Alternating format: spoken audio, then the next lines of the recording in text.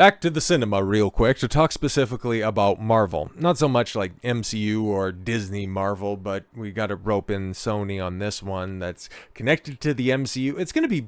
It'll be interesting to see how they handle this ultimately, because Spider-Man Brand New Day, which is an interesting title to say the least, was supposed to be taking place concurrently with Doomsday. And if you recall, like, this was supposed to be a film that was coming out after Avengers Doomsday, in the gap between Part 1 and Part 2 Secret Wars, which might end up being Part 2 of 3, but I digress. We're going to see if there's any real story complications involved with this, but given the current state of superhero films in the MCU at large, they don't really plan for any of this stuff, nor does it really matter, because they can't even keep their own canon straight. Why would I think the writers would go ahead and concern themselves with ironing any of this stuff out? Because, okay, just take a look at this, right? Because we've heard about this rumor for a while, and hell, I've been talking about it ever since Gary from Nerdrotic let it slip in December of last year. Yeah, because we were supposed to, he got word from a very reliable source that has ended up boring out to be 1000% true, but yeah, Spider-Man 4 gets Jon Bernthal as Punisher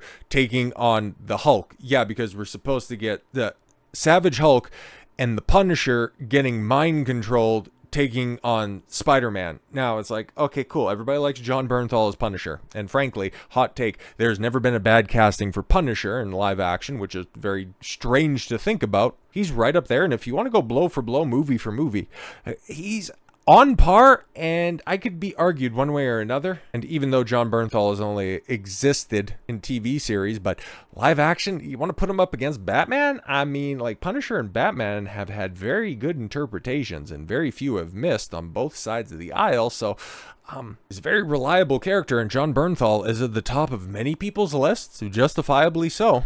He has excellent casting, and from the little snippets that I've seen, even like he has the distinction of being in the one good scene in Daredevil Born Again, so congratulations for that. But yes, he cut his teeth in that very well regarded Netflix series from just about a decade ago at this point in time, which is wild to think about, but hey man, we're here. Time flies when you're cranking out slop. But how are you going to have that Punisher? Okay, how are you going to have that R-rated take, something equivalent to the rooftop scene shared between Matt Murdock and Frank Castle, brought to a PG-13 Spider-Man 4? And how are you going to have, okay, two very vulnerable, and I understand, the power set for Spider-Man will go ahead and make him comparable, or, put him on much more equal or fair footing with Savage Hulk, but when it's all said and done, it's like the Hulk is, for all intents and purposes, like fucking invincible. If we really want to break it down, if we really want to go power level for power level,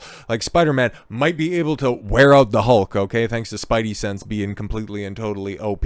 But how is the Punisher going to stand up against the Hulk? Okay, like, I don't know, man. Like, this is going to be just, once again, a jumbled mess. And given the current state of a Marvel and really just Hollywood writing in today's day and age, I bank on it making absolutely zero sense. Okay, so Bernthal recently returned, yes, as Frank Castle in Daredevil Born Again. Yes, Bernthal is currently developing a spin-off special, and I think he's supposed to be a part of season 2 of Born Again, which is, I think, already wrapped and just months away from premiering. Yay, fantastic, that'll be great. So yes, and news about Bernthal appearing as a Punisher in a Spider-Man Brand New Day comes from Gary Beekler. Yes, a YouTube channel, and you could see it there just, for a passing second. Yeah, the Hollywood Reporter confirms Bernthal for Spider-Man 4. I think that news dropped on Friday, okay? Yeah, during an interview with legendary comic creator Mark Miller, who was promoting his new creator-owned, yes, comic psychic Sam. Oh no, he's talked about it for like months at this point, but yeah, okay, I guess this is when started to make the rounds again. So discussing the project, and pop culture, Beekler says that Hulk will also be, he'll be in Spider-Man 4. We already talked about that, and yeah, that's been a rumor for a minute, which dropped on Monday. Beekler and Miller discuss how they don't want, Mark Ruffalo's goofy smart Hulk in the movie.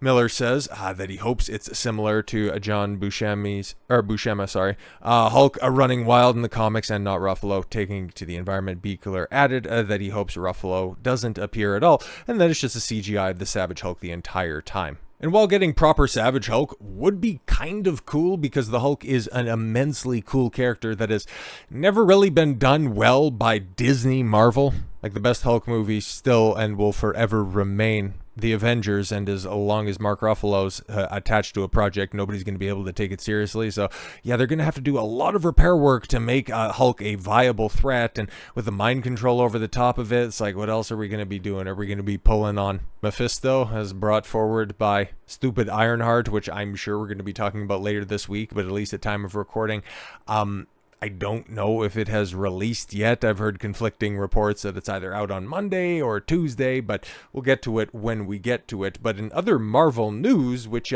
is very interesting, right? Because I've seen a fair number of posts, okay, because this is another story that dropped, yes, at the tail end of last week, that Marvel adds a possible fourth movie to the 2028 slate, which flies in the face of Kevin Feige, who is just so happy about the Thunderbolts or the new Avengers or gigantic flop, even bigger than Captain Black Falcon America, man. Whatever, man. Okay, Marvel is starting to focus. Okay, it's starting to focus more on quality instead of quantity. And what's that? A fourth movie in 2028. Right. So we've heard some speculation that it could be that long-rumored Blade movie, which more on that over the weekend, of course, because now they're talking about that again. Well, mostly just laughing at it because Mahershala Ali is going to be having a film that was announced, that was shot, edited, and released years after the Blade movie was announced, and working on its third or fourth director and second or third writing team. So funny. It's so funny how people are just simply taking pot shots at Marvel at this point in time, and everybody can see just how poorly they're doing right now. From James Gunn to the maybe Blade, but I digress, moving back to this for a second. But yes, the 2028, the December 17th date? Yeah, December 15th, sorry, 2028 is what Marvel has earmarked for an untitled movie, which, yeah, a lot of people are looking at. Could it be Fantastic Four 2? It's like, well, we don't even know what's going to be happening with Fantastic Four and what's going to be happening with the universe after Avengers, okay?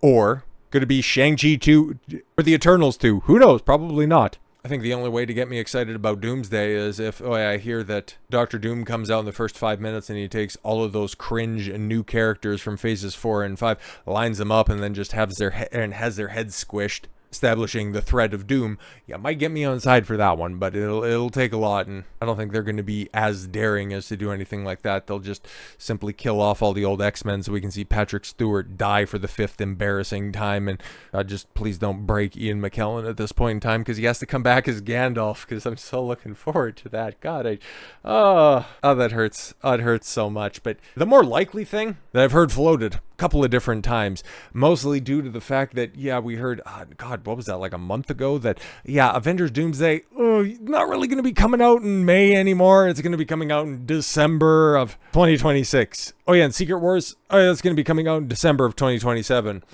And then you earmark nearly the exact same date in 2028, and people are thinking, oh, are you splitting Secret Wars into into 2 movies, and then telling this big overarching Avengers story across 3 films now in an attempt to make people care, make people reinvested in the MCU, and set things up properly moving forward, instead of just having the cutoff point that was Endgame that effectively salted the earth moving forward? Oh, is that what you're doing? Or is it you're going to be trying to parlay everything into, okay, cool, now we're just going to be focusing on all the stuff that we bought before. So yeah, this could just be that new X-Men movie that is going to be brought to you by the idiot that brought us Thunderbolts, because he worked on Netflix's Beef before, and hey, he's a real filmmaker because he worked with A24. How well did the Thunderbolts do again? All right. X-Men 97 showrunner Bo DeMayo. Oh, right. Well, ex-showrunner and a resident Marvel critic erupts after Marvel taps Thunderbolts director for X-Men reboot, accuses the studio of hypocrisy. You don't say. Just hours after Marvel Studio officially announced Thunderbolts director Jake Schreier. Well, that's not like keeping it a buck, because once again, Variety came out with this article that said, oh, yeah, there's Jake Schreier. Oh, yeah, man, he's being tapped to helm the new X-Men project. It's like nothing's confirmed, but at this point in time, it's coming from like the same sources that were saying, hey, Papa Asiatu is being eyed by Warner Brothers to be the new Black Snape, and hey, what's his name there? Aaron Pierre is top of the list, and he's the runaway favorite to become the new Bond. It's like, we all know it's a matter of time at this point, and it's like, just rip off the Band-Aid, bro, because it's just it's going to be pathetic, okay? Because you have the opportunity to do something great, okay? Marvel, okay, we all know that your popularity is waning. You can see it from box office receipts to just the simple way that people feel free to now attack you openly in the trades. But you, unlike many of your other contemporaries, has an opportunity to turn this stuff around like that, because you have the silver bullet, okay? You have the X-Men ready and raring to go. That is a surefire victory, as long as you do it right. Oh, but that's a big asterisk, okay? That is a new Avengers type of asterisk, because you are incapable of doing anything right at this point. You cannot script to save your life. You could not cast your way out of your DEI box that you have put yourself in by hiring all of these activists over the years. So why should there be hope for the X-Men reboot? Even if you like the Thunderbolts, why would you think the X-Men would be anything better than that character assassination fest? Oh, cool. You're going to officially make Cyclops a cuck by having Wolverine and Jean Grey hook up because they're two more popular characters? Fantastic. Or you're going to have Storm be the real leader of the X-Men because she did so in one of the comic books, because now we care about comic book accuracy decades after the franchise has reached maturity. Like, what the fuck are we doing? Stupid. It's absolutely stupid. But here's what Beau DeMayo has to say about this. Oh, look, only at Marvel Studios with its plantation culture country club vibe, can you direct a decent film and that doesn't break even at the box office and land this gig, DeMayo wrote, referencing Schreier's Thunderbolts, a film, yes, that has just become a massive flop at the box office. Oh, to fit a certain demographic in Hollywood and just fail upwards. Oh, is he doing the nose check? Oh my God. He went on to deride the hiring decision as fucking pathetic and claim the new X-Men film will be Iger's version, yes, of the franchise devoid of any authentic exploration of core themes. No, it's just going to simply, because this is also another rumor that has been running around where, Kevin Feige wants to do this whole, social justice commentary side of things where, he wants to be very, very on the nose about, hey, Magneto, in this one interpretation of the characters, don't go back to the original or anything like that. Don't go back to the beginning, but hey, Magneto survived the concentration camps, and he's an allegory for Malcolm X, and Professor X is an allegory for Martin Luther King. So we can go ahead and do that by casting black Charles Xavier and black Magneto. That's what we need to do. Meanwhile, Bob Iger's like, if we can just, keep the money train going, that would be fantastic. But this is also the same guy who dislocated his own shoulder by saying that Disney cured racism with the release of Black Panther.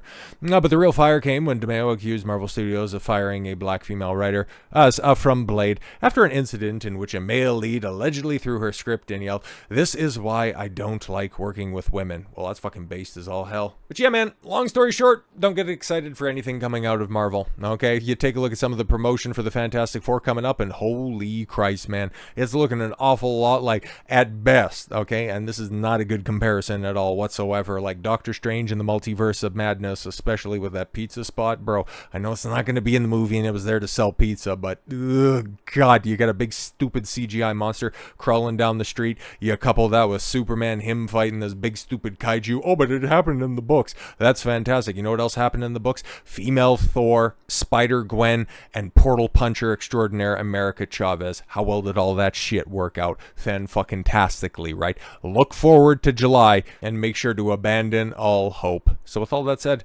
thank you all very much for the gift of your time. I've been Don Consuelo. I want you to follow your gut and get after it. Take care, everyone.